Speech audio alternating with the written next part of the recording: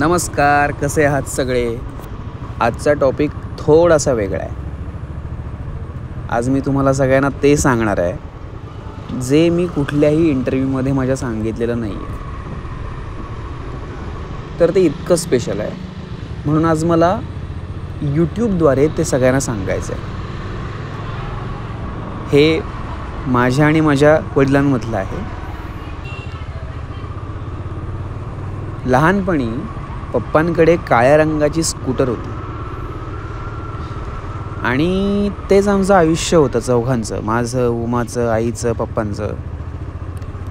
आणि रोह्यावरून जेव्हा मुरुडला जायचं असायचं सुपेगाव मार्गे, तेव्हा आम्ही चौघंजणं एकाच स्कूटरवरती बसायचो आणि जवळजवळ मी चौथीत जाईपर्यंत त्या स्कूटरवरती बसत होतो.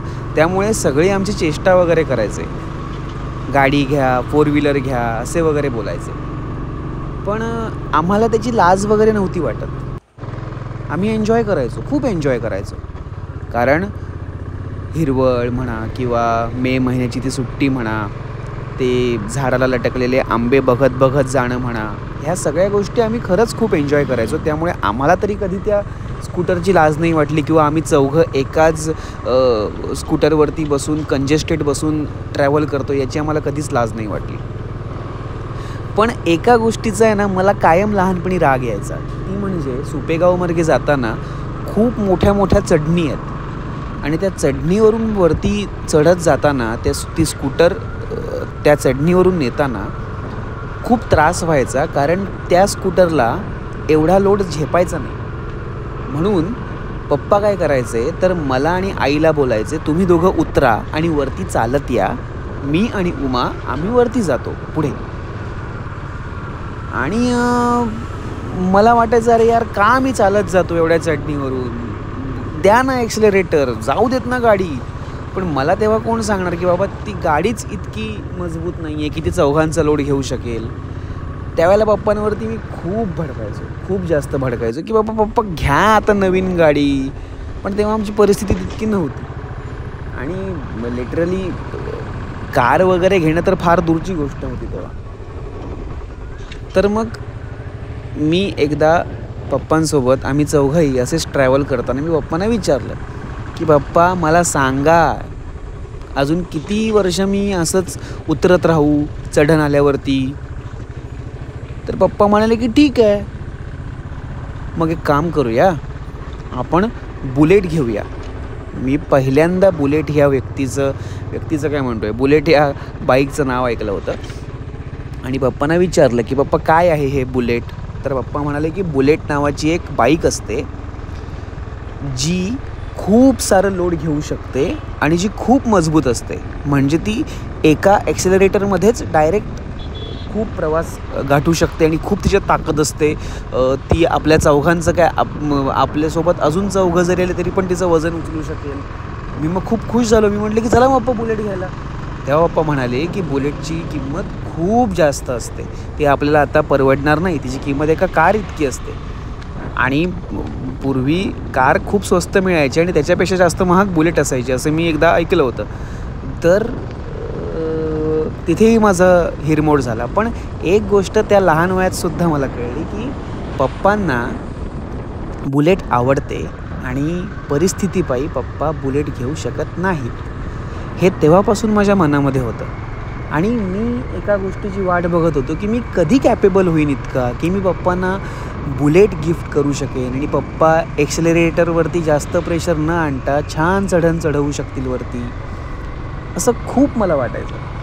पण ते गेली कित्येक वर्ष शक्य होत नव्हतं, म्हणजे होतच नव्हतं. कारण बुलेटच्या किमती काही हजारोंमध्ये नाही तर लाखोंमध्ये आहेत. त्यामुळे खूप हात माझा अडता असायचा त्या गोष्टींमध्ये.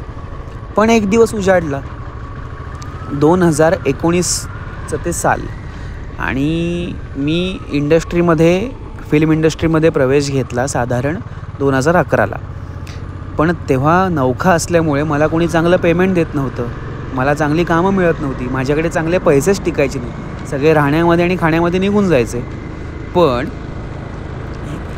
एक दिवस जेव्हा मला महामानव डॉक्टर बाबासाहेब आंबेडकरांची भूमिका करायला मिळाली आणि मला एक चांगली फेम मिळाली, त्यानंतर माझ्याकडे बरीचशी कामं आली, ज्या कामांच्या मदतीने माझ्याकडे पैसे येऊ लागले आणि त्याच्या जोरावरती मी ठरवलं की आता पप्पांना बुलेट घ्यायची. आता पुरे झालं.